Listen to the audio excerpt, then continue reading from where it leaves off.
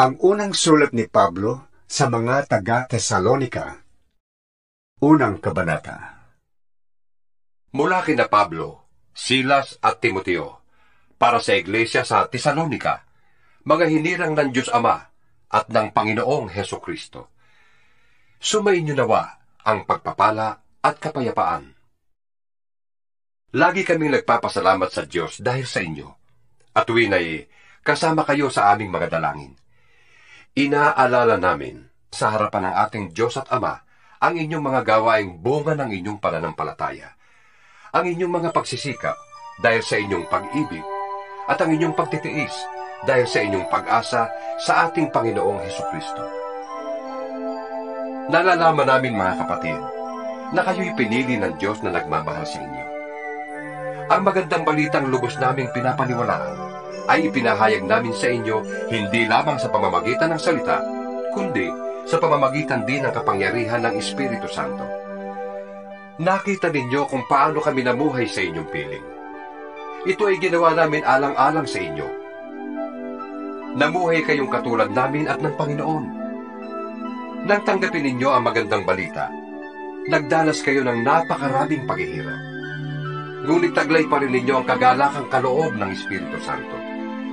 Kaya't naging huwaran kayo ng mga kapatid sa Macedonia at Akaya, sapagkat hindi lamang ang turo tungkol sa Panginoon ang lumaganap sa Macedonia at Akaya sa pamamagitan ninyo. Pati ang inyong pananampalataya sa Diyos ay nabalita rin sa lahat ng dako, kaya't hindi na kailangan magsalita pa kami tungkol dito. Ang mga taga-roon na rin ang nagbabalita kung paano ninyo kami tinanggap. Sila rin ang nagsasabi kung paano ninyo tinalikdan ang pagsamba sa mga Diyos-Diyosan upang maglingkod sa tunay at buhay na Diyos at maghintay sa pagbabalik ng kanyang anak mula sa langit, si Jesus, na muli niyang binuhay at nagliligtas sa atin sa darating na puot ng Diyos. Ikalawang kabanata. Kayo na rin, mga kapatid, ang nakakaalam na hindi nawala ng kabuluhan ang pagpunta namin sa inyo. Alam ninyong hinama kami't ininsulto sa Pilipos. Ngunit binigyan kami ng Diyos ng lakas ng loob na ipahayag sa inyo magandang balita sa kabila ng maraming hadlang. Ang pangangaral namin sa inyo hindi batay sa kamalian, o sa masamang nasa, o sa hangad na manlinlang. Yamang minarapat ng Diyos na ipagkatiwala sa amin ang magandang balita. Nangangaral kami sa inyo, hindi upang bigyang kasiyahan ng tao, kundi ang Diyos na nakakasiyasat ng ating puso.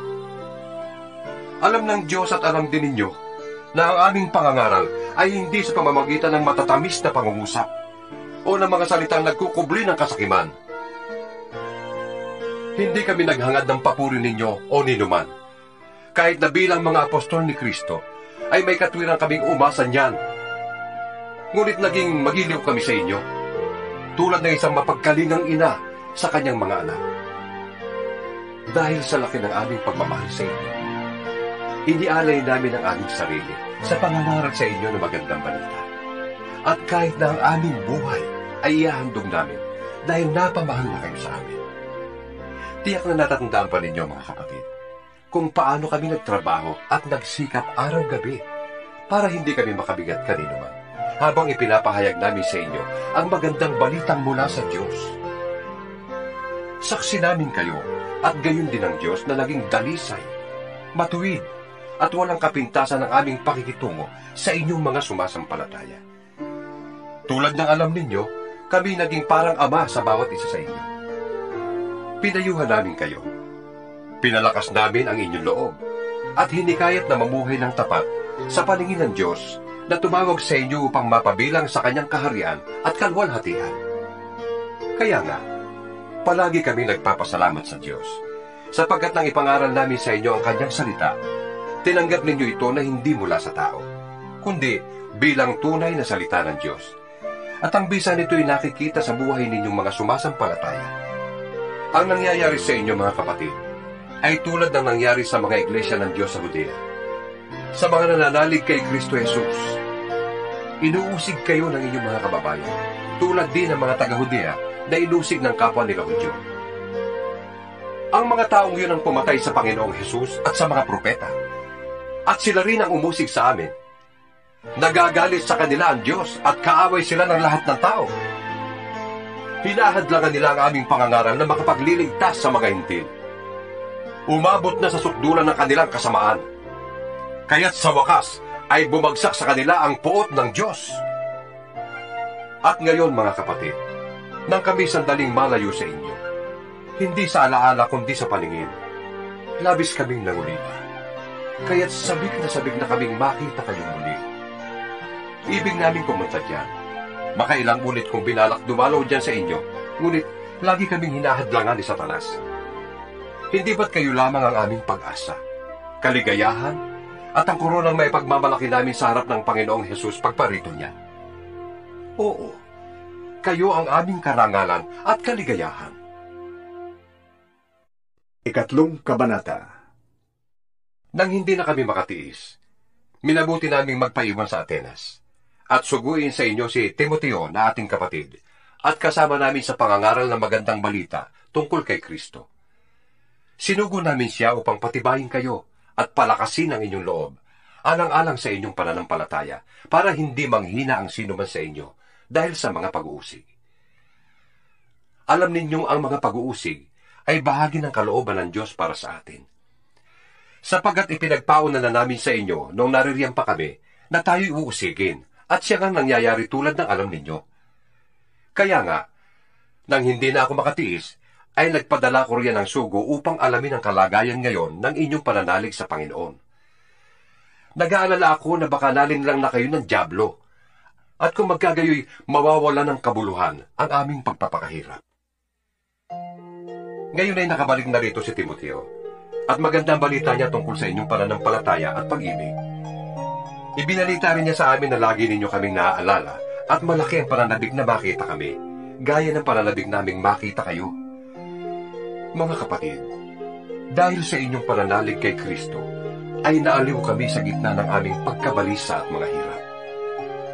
Nabuhayan kami ng loob dahil sa inyong pananatiling matatag sa pananampalataya.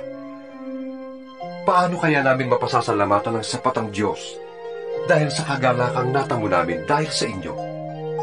Mataimtim naming idinadalangin araw-gabi na kayo'y muli naming makita at lalo pang mapatatag sa inyong pananampalataya. Loobin nawa ng ating Diyos at Ama at ng ating Panginoong Hesus na makapunta kami diyan sa inyo.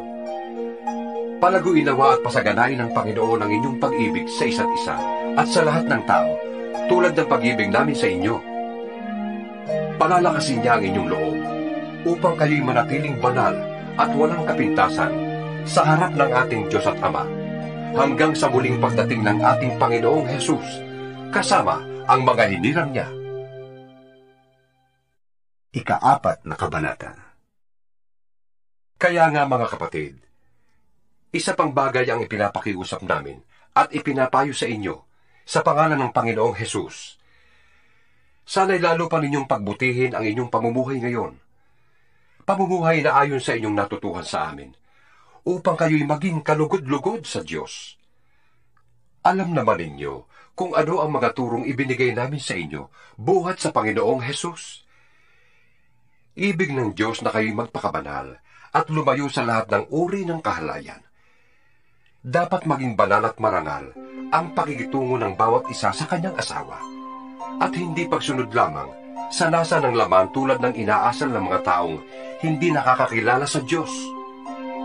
Sa bagay na ito, huwag ninyong pagsamantalahan ang inyong kapwa at huwag siyang dadayain sa anumang paraan, sapagkat mahigpit na parurusahan ng Panginoon ang gumagawa ng ganitong kasamaan, tulad ng sinabi namin at pinatutuhanan sa inyo noong paman.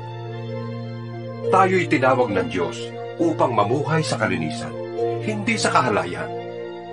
Kaya ang sinumang ayaw sumunod sa turong ito ay hindi sa tao sumusuway, kundi sa Diyos na siyang nagkakaloob sa inyo ng kanyang Espiritu Santo. Tungkol naman sa pag-ibig na dapat iukol sa mga kapatid sa pananampalataya, hindi na kailangan paalalahanan pa kayo, dahil itinuro na sa inyo ng Diyos kung paano kayo mag-iibigan. At ito na nga ang ginagawa ninyo sa mga kapatid sa buong Macedonia. Gayunman, ipinapakiusap pa rin namin sa inyo mga kapatid na pag-ibayuhin pa ninyo ang inyong pag-ibig. pagsikapan ninyong mamuhay ng tahimik. Ang harapin ninyo'y ang sarili ninyong gawain. Magtrabaho kayo upang mabuhay tulad ng sinabi namin sa inyo. Dahil dito, kayo ay igagalang ng mga hindi mananampalataya at hindi kayo aasa sa iba para sa inyong ikabubuhay. Mga kapatid, ibig naming malaman ninyo ang katotohanan tungkol sa mga namatay na, nang hindi kayo magdalamhati tulad ng mga taong walang pag-asa. Kung naniniwala tayong si Jesus ay namatay at muling nabuhay, naniniwala din tayong bubuhayin din ng Diyos ang lahat ng namatay na nananalig kay Jesus upang isama sa Kanya. Ito ang turo ng Panginoon na sinasabi namin sa inyo. Tayong mga nabubuhay pa, tayong mga natitira pa pagparito ng Panginoon, ay hindi mauuna sa mga namatay na. Sa araw na yon, kasabay ng malakas na utos, ng tinig ng arkanghel, at ng tunog ng trumpeta ng Diyos, ay bababa ang Panginoon mula sa langit. Bubuhayin muna ang mga namatay na nananalig kay Kristo. Pagkatapos, tayo namang mga buhay pa at natitira ay titipunin sa ulap, kasama ng mga binuhay upang salubungin ang Panginoon sa himpapawid. Sa gayon, makakapiling natin siya magpakailanman. Kaya nga, palakasin ninyo ang loob ng bawat isa sa pamamagitan ng mga aral na ito. 5 Kabanata. Mga kapatid, hindi na kailangang isulat ko pa sa inyo kung kailan magaganap ang mga bagay na ito, sapagkat alam na ninyo na ang pagdating ng araw ng Panginoon ay tulad ng pagdating ng magnanakaw sa gabi. Kapag sinasabi ng mga tao, tiwasay at panatag ang lahat, biglang darating ang sakuna. Hindi sila makakaiwas, sapagkat ang pagdating nito'y tulad ng pagsumpong ng sakit ng tiyan ng isang babaeng manganganak. Ngunit wala na kayo sa kadiliman, mga kapatid, kaya't hindi kayo mabibigla sa araw na iyon na darating na parang magnanakaw. Kayong lahat ay kabilang sa panig ng liwanag, sa panig ng araw, hindi sa panig ng gabi o ng dilim. Kaya nga, kailangan tayo manatiling gising, laging handa, at malinaw ang isip na di tulad ng iba. Sa gabi ay karaniwang natutulog ang tao, at sa gabi rin karaniwang naglalasing. Ngunit dahil tayo'y sa panig ng araw, dapat maging malinaw ang ating isip. Gawin nating palangga sa dibdib ang baluti ng pananampalataya at pag-ibig, at helmet ang pag-asa sa pagliligtas na gagawin sa atin ng Diyos. Hindi tayo pinili ng Diyos upang parusahan, kundi upang iligtas sa pamamagitan ng ating Panginoong Hesukristo. Namatay siya para sa atin, upang tayo'y mabuhay na kasama niya, maging buhay man tayo o patay na sa kanyang muling pagparito. Dahil dito, palakasin ninyo ang loob ng bawat isa at magtulungan kayo tulad ng ginagawa ninyo ngayon. Ipinapakiusap namin, mga kapatid, na igalang ninyo ang mga nagpapakahirap sa pamamahala at pagtuturo sa inyo alang-alang sa Panginoon. Pag-ukulan nyo sila ng lubos na paggalang at pag-ibig dahil sa kanilang gawain. Mamuhay kayo ng mapayapa. Ipinapakiusap namin, mga kapatid, na inyong pagsabihan ang mga tamad, pasiglahin ang mahihinang loob, at kalingain ang mga mahihina. Pagtiyagaan ninyo silang lahat. Huwag ninyong paghigantihan ang gumawa sa inyo ng masama. Sa halip, magpatuloy kayo sa paggawa ng mabuti sa isa't isa at sa lahat. Magala kayong lagi. Huwag kayong tumigil sa pananalangin. Ipagpasalamat ninyo sa pangalan ni Kristo Jesus ang lahat ng pangyayari, sapagkat iyon ang ibig ng Diyos. Huwag ninyong hadlangan ang Espiritu Santo. Huwag ninyong baliwalain ang anumang pahayag mula sa Diyos. Suriin ninyo ang lahat ng bagay at gawin ang mabuti. Lumayo kayo sa lahat ng uri ng kasamaan. Naway lubos ang kayong gawing banal ng Diyos na siyang nagbibigay ng kapayapaan.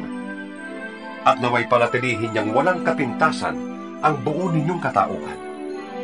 Ang espiritu, kaluluwa at katawan, hanggang sa pagparito ng ating Panginoong Hesukristo.